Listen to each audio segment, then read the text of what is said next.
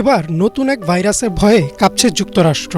করোনার ভয় কাটতে না কাটতে এবার গবেষকদের দুশ্চিন্তার কারণ হয়েছে এক জম্বি ভাইরাস, যে ভাইরাসের এখন পর্যন্ত নেই কোনো প্রতিকার।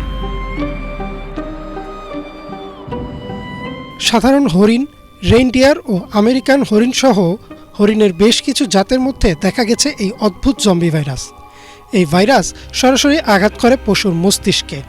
ধীরে ধীরে ঝিমিয়ে পড়ে আক্রান্ত পশু, চোখেও ঝাপসা দেখা শুরু করে, আর এর ফলে পশুর চোখ ধারণ করে এক অদ্ভুত ধূসর রং।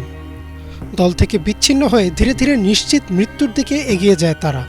ফলে ভাইরাসটিকে প্রাণঘাতী হিসেবেই বলছেন গবেষকরা। ধারণা করা হচ্ছে করোনার চেয়েও শক্তিশালী ও দ্রুতগতিতে ছড়াতে পারে এই ভাইরাস, যার নমুনা ইতোমধ্যেই দেখছে কানাডা ও যুক্তরাষ্ট্রের বেশ কিছু অঞ্চল। জম্বি ডিয়ার ডিজিজ নামে পরিচয় লাভ করা এই রোগের আনুষ্ঠানিক নাম হচ্ছে ক্রনিক ওয়েস্টিং ডিজিজ বা সংক্ষেপে CWD। সংক্রামক এই রোগটি দ্রুত ছড়িয়ে পড়ছে বলে সতর্ক করেছেন বিজ্ঞানীরা।